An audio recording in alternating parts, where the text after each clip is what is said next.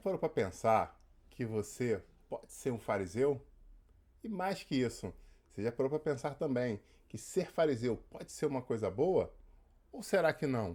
Será que sempre a conotação de quando você ouve sobre um fariseu automaticamente está atrelado a uma coisa pejorativa? Ficou com dúvida? Então me acompanhe em mais esse papo reto.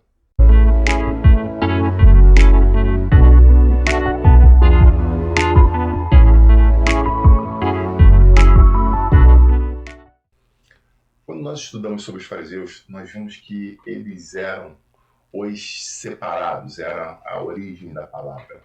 Mas o que significava isso? Bom, vamos falar um pouco sobre isso esse dia. Uma das características que eles procuravam fazer era não se corromper diante de um sistema que Israel estava envolto. A cultura helênica tinha vindo contra a nação na época dos Macabeus, trazendo inclusive aquela revolta onde nós temos um estudo no canal falando sobre isso. E houve a necessidade de um retorno à religião correta, houve uma necessidade de retorno à busca a Jeová, à limpeza do templo e etc. Pois bem, esses homens tiveram esse papel importantíssimo na história de Israel. Os fariseus fizeram literalmente a diferença em trazer de volta a nação no culto exclusivo a Yahvé. Então, você está me dizendo que eles fizeram um papel importante? Sim, importantíssimo. Eu acredito que eles não teriam conseguido um sucesso tão grande na época dos Macabeus se os fariseus não tivessem um papel de destaque na sociedade, lutando contra as culturas helenistas e também as questões de busca por prazer individual. Eles buscaram um retorno à religião plena, a consagração ao Senhor, a leitura da Torá e o entendimento da mesma. Bom, mas os anos se passaram e é uma reflexão para todos nós que temos uma vida de santidade, de retidão, de busca. Se nós não tomarmos cuidado, nós permitimos que algumas outras coisas venham a entrar na nossa vida e venham a dominar os nossos passos. Assim aconteceu com eles. Em Israel existia a questão da cultura oral, da tradição oral. Então, o que significava isso, pastor? Vou te explicar. Além daquilo que estava escrito na Bíblia, existiam alguns detalhes que eram passados de pais para filhos, onde ensinavam o a mais. Então, por exemplo, falavam, vocês vão trabalhar por 6 dias e vão descansar no 7º. E aí eles começaram a parametrizar o que seria descanso e o que seria permissão. Por exemplo, quando você busca os livros de apoio, né, você vai ver que eles começaram até a modular a quantidade de passos que você podia dar para caracterizar que você não estava trabalhando, você não estava se esforçando. Então, eles diziam que você tinha que dar uma quantidade de passos, parar, descansar, depois. Então, você vê que eles começaram a enloucubrar, a pensar coisas que não estavam escritas no texto, tentando, de uma forma zelosa, entre aspas, cuidar do povo, das atitudes do povo. Mas nós precisamos tomar muito, muito cuidado com isso. E entender a diferença do que é zelo e religiosidade. Eu acredito que foi aí que eles se perderam, tentando ajudar para que a nação tivesse uma busca plena. Eles acabaram colocando fardos pesados sobre o ombro das pessoas.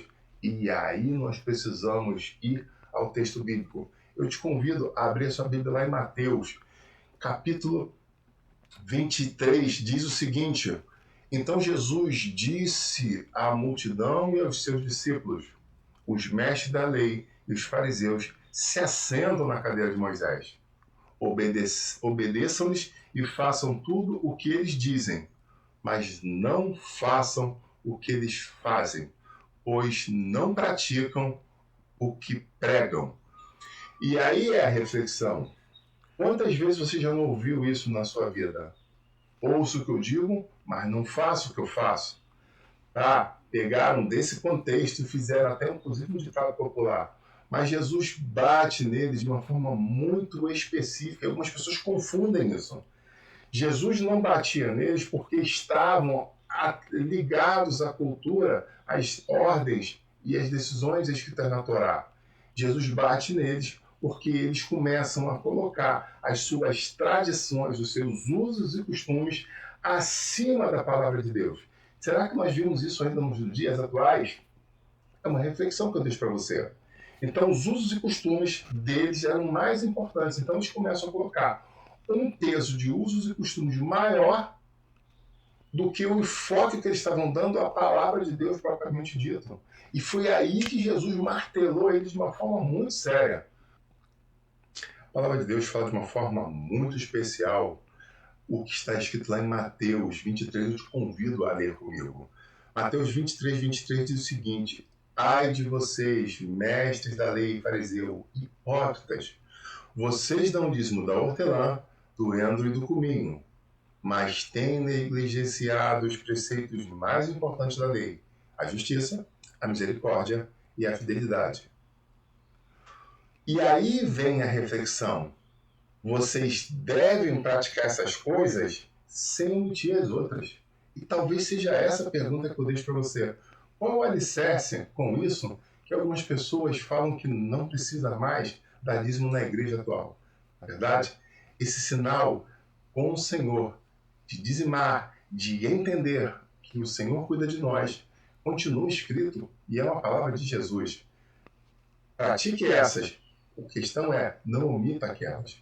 E eles fizeram exatamente isso. Eles começaram a deturpar a palavra, praticando ela de uma forma parcial. Como? Colocando principalmente os seus livros de apoio à frente do que estava escrito na Bíblia. Muito cuidado quando você chega e entende que tudo que era feito pelos fariseus era errado. Porque não é isso que está escrito na palavra.